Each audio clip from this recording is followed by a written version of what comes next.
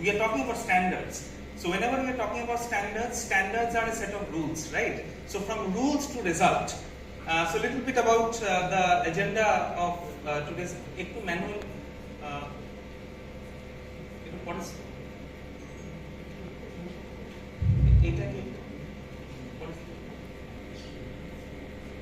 a little bit of discussion about the background of the printing workflow, the process, quality process, and 3 categories of standards that I'll be talking about. Right. To the next slide, please. This is the agenda. A little bit about me. I am an alumnus of this department. I was associated with DIC India Limited after graduating from this university till 2017, and from 2017 onwards I have been associated as a lecturer in the Regional Institute of Printing Technology. It's one of the oldest printing schools in India, established in 1956 under the first 5-year plan of Government of India. In my role there, I am also associated in various standardization bodies, including MSc6, CHD14 of BIS, IEI, Ghent Work Group, and SIG4, where I represent my institute. As an academic, of course, I think in terms of outcomes or objectives. That's why I think by the end of the session, you should be able to explain the importance of standardization, standards, etc.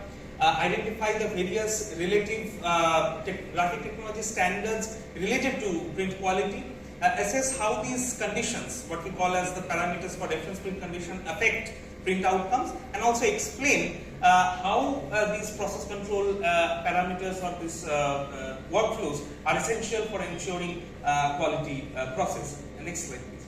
Now, if I just give you an overview of this picture, and if I ask you, just take a look. Same product, made by the same company. The product is made by the same company, but it might not have been printed by the same print facility, right? Print production facility. They are having different looks. So if I ask you which one is correct, none of us will be able to say which one is really correct. So for example, the toothpaste that we use on a daily basis, or the soap that we use, even if there is a very small or a minor change in the appearance, in the color or other parameters, we would have a trust issue. We would say, no, there might be something defective or there might be something wrong with this product. I'll not buy it from this shop. So this breaks down the brand equity. Appearance, especially that of color in print products, is directly related to brand equity. So that is why standardization is very much important. In the next slide, we can see that living in a world without standards, operating print production facilities without standards is much like driving on the roads without traffic rules or signals. But whenever I am saying that this word, standards, from the title of my slide, I am saying about there are certain rules that you need to follow. But whenever we are saying rules, none of us like to follow any rules, right? In general, in life. Because there is a negative connotation to it. It helps us, or it makes us conforming to a particular set of guidelines. None of us want to do it. But what I intend to show you by the end of this presentation is conformance to rules is not always bad, especially when we are talking about print workflows relating to print quality. So, before we move any further, let us discuss a little bit about 2 topics or 2 terms. One is standard, one is specification. Next slide, please. Next slide. As you can see, I have prepared a pyramid. When you are using the term specification, it is associated with a very precise way of doing something. This is what specifications are. Who creates specifications in our domain? Organizations like Ghent Work Group, International Color Consortium, Flexo Technical Association, Idea Alliance, FOGRA, all these things. They are giving us precise way of doing something. But these are not standards. They can suggest something. They can say that these are the rules that you need to follow to achieve something. But standards are very specific ways of achieving a level of quality. When we are talking about standards, it means that we are, if I am saying that yes, my organization, my print production facility is complying with a specific set of standards, that means that I have achieved a certain level of outcome or certain level of result. So these standards are made nationally by national standardizing bodies. In India, we have Bureau of Indian Standards. In the United States, we have American National Standards Institute. In Britain, you have the British Standards Institute, like that. All these member standardization bodies together come up and create the ISO, which is the international forum for creating the international standards. Next slide. This is the brief background on the basis of which print quality or print workflow exists. This is a very familiar picture, with especially final year and MTech students. This picture might be very familiar to you because you have studied this from. This is taken from Phil Green McDonald 2004 book, and they have a new book in 2023. You might read it. It's a very interesting read. What I intend to say here, any print process is essentially a concept of equivalence of appearance. To be precise, equivalence of color appearance. You take an input class image in RGB space, you transform it to device independent spaces, go for gamut mapping, and do black generation, create the same color. Next slide. There you notice that before you can go for actually implementing standards, you need to ensure you have the 3 C's. There are the 3 C's of print quality. These are calibration, characterization, and conversion. Calibration means getting to know the state of your device. If I have in a digital file a 10% dot, what will be the output on the plate? What will be the output on the paper? Right? So whether the 10% dot is 12% or 15% on the plate, and what is its output in the press. So if I define it very clearly, this process, or I am getting to know the state of the device, that my plate setter, my press is able to print this digital value in this percentage, in this tone value. So this is known as calibration. This is followed by the process known as characterization, means mapping, essentially mapping the achievable gamut of colors that is possible from your device. And once you have this gamut in the form of a ICC profile, color profile, what you need to do is conversion. For any input image, you pass it through that profile and convert it into output class directory. Yes. So, if the standards that I am going to talk about are based on 3 key concepts, starting with metrology. Metrology is the science of measurement. What do we measure? We measure the color of the ink, we measure the whiteness of the paper, we measure the tone value increase of the plate. We need to measure all these things. We need to visually assess 2 prints. We need to visually assess whether the soft proof that I have matches similarly with the hard proof. So once you ensure that you are measuring the data correctly, then you need to exchange this data in the form of PDFs. The only format that we know of exchanging data in our printing industry is PDF. Earlier it used to be PostScript, now everything is PDF with the advent of Adobe PDF production engine. Everything is PDF, you are sending files to your plate setters. That is in the form of PDF. Another form of data exchange is also there, I will talk about it later on. And the final process is, once you have established these 3 C's of print quality, then you need to also ensure by measuring whatever is coming out of your press, whether that is as per your requirement or not. This is the last part of ensuring quality, which is known as process control. Next. This comes the first part, metrology. What are we measuring? We are measuring the quality of ink. What qualities of ink are we measuring? Colorimetric inks, transparency inks. These papers are normally, there's a company who is making this type of paper. These are known as APCO papers. You take drawdown. You have an IGT tester, right? In your material testing lab, you have all seen how to draw these drawdowns. You take these drawdowns on the APCO papers. On the white part, you measure with your spectrophotometer. That will give you LAB values, colorimetric inks. On the black part, you get the transparency values. Also, this is a proof bow tester. What you might have is the IGT tester, but nonetheless. But you also, in all these processes, it is a volumetric process. There is a pipette in which you need to take the ink and put it on the cylinders, then meter it and print it. So that is also fixed. What is the ink film thickness? This standard is known as the 2846. This is giving essentially the colorimetric, transparency and IFT values of the ink using which you need to print in order to get that particular quality. Next, this particular standard 3664 is the standard relating to visual comparison. How you are going to check 2 prints, 1 screen or 1 print, or 2 screens even, in certain conditions. 2 pictures are given over here. Can you tell me what is the, this is a problematic picture, this is not. This picture is correct, this situation is correct, but this is problematic. Can you tell me anyone what is the problem with this picture? This machine also you have in your lab. right? A viewing booth under which you are assessing the prints. Can you tell me what is the problem with this picture? Anyone?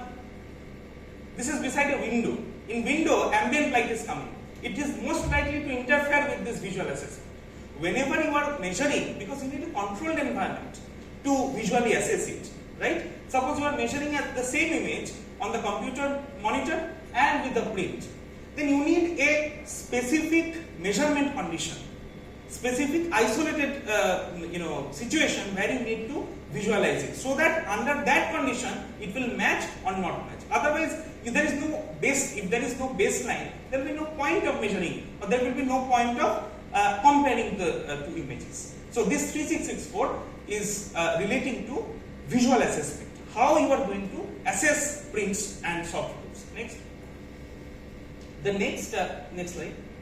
The next slide is standard is very important. This is the measurement condition, what we call as the M measurement condition. This is 13655.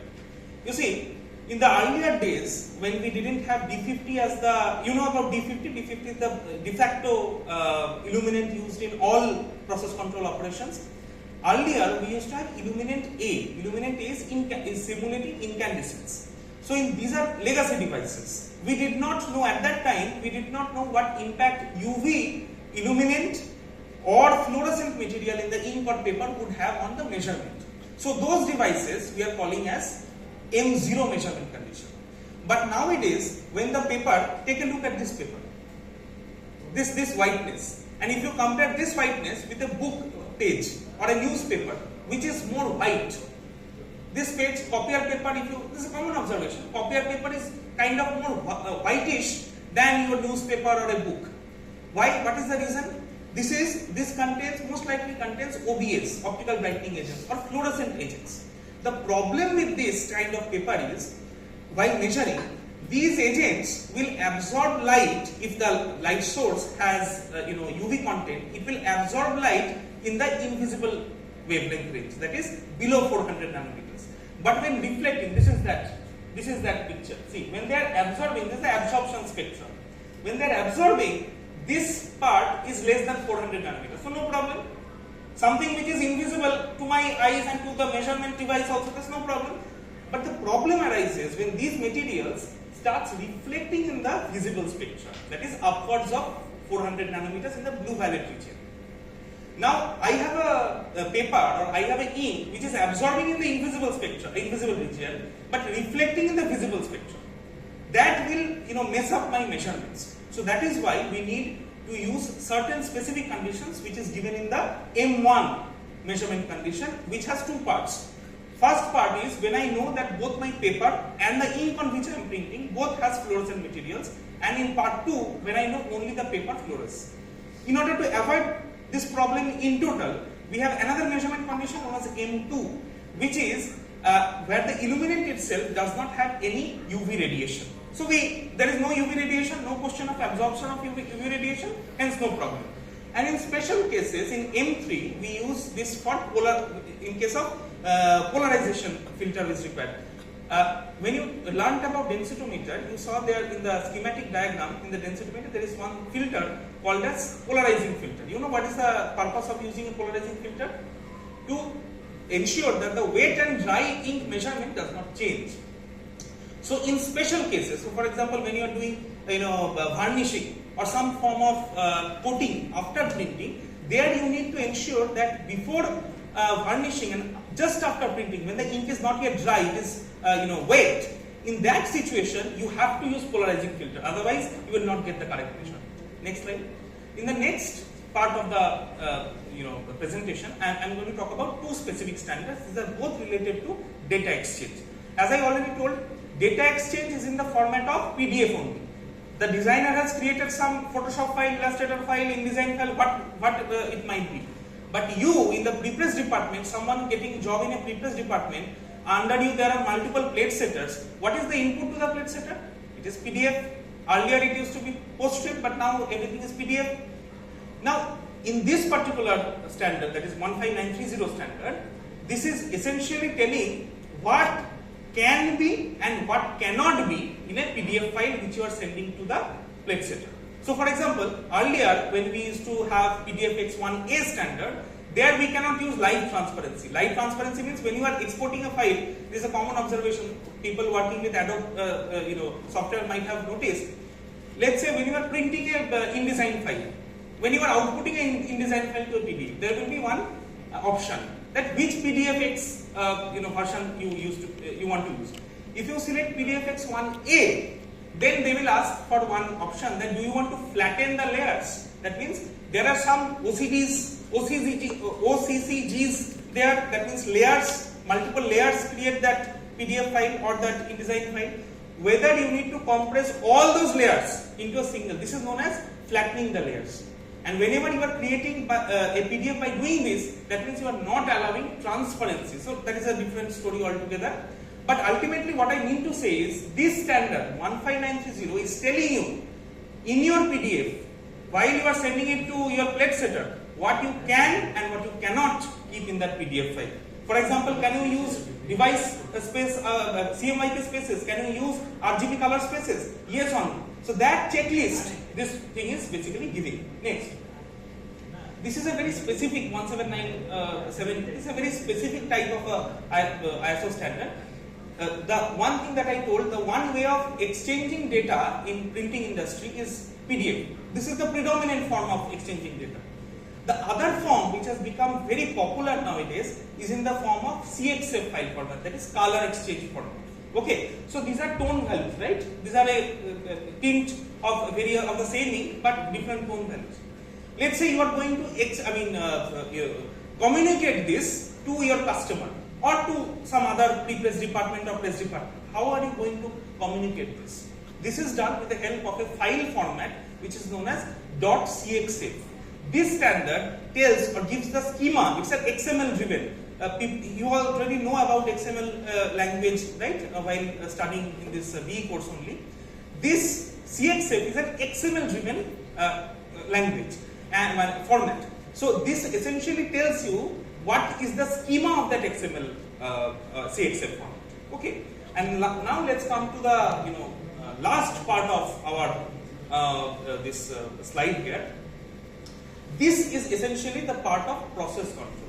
So you have measured everything, you have created all files, you have now plate, you are about to print. Till now, you have created the plate, you have exchanged all the data, now you are going to print. Now, in order to ensure or in order to evaluate whether what you are printing is correct or not, by correct, I mean as per this particular standard, right? There may be so different different ideas of correct, but when I am talking about correct, I specifically want this particular ISO standard for you to remember. This is essentially the standard relating to process control for sheet fed offset. This is a family of I think 7 or 8 standards now. Part 2, sir has already told, part 2 is for sheet fed, part 3 is for cold set, newspaper, right? What does the standard tell you? Okay, they have multiple parameters. The first parameter is known as the reference print condition. All are part of it. What are reference print conditions? Anyone? Reference print condition, FOGRA 51, Gracol, SWAB, FOGRA 38. These are reference print conditions. A reference print condition is a combination of 3 or 4 factors. What are they? What type of printing you are doing? Is it offset commercial, offset packaging, cold set, gravure, whatever it is? Next is what paper you are using. By paper I mean what is the LAB of the paper, what is the whiteness of the paper, what ink you are using, that 2846, what ink you are using, what is that LAB, what is the transparency, that, and finally what TVI you are targeting. TVI means tone value increase. Take it out. Tone value increase. A to B, 5 curves are there. A to D are for AM, periodic screening. E is for non-periodic, FM screening. So these combinations are given in this standard 12647-2. Right? You can ask sir and Abhijit sir also to share this standard if possible. It will be a very detailed document. Just go through it once. Very nice document. If you are printing using all these conditions, then you should get a particular gamut of colors through your process. How to do this? Just next one. There are several softwares available for checking this. What you do is you print following all these conditions. Then you print a media weight. This is a very common media weight, BBDM media weight. You print it at the bottom of your page across its length. you measure it after printing at certain intervals and check whether your LABs of the subtractive primaries and subtractive secondaries match with what is given in the standard. If it matches, then you have followed that particular standard, right? Another part, this is that software that they use. This is one screenshot from PressSign from Bodoni. There is one software known as PressSign. They give you an overall percentage, basically how much of that thing you have followed, and that is basically a relative number. Another thing, next, just go to the next slide. Another thing, the slide that I just skipped in there is also a concept of gray balance, which is sometimes overlooked in this ISO standard.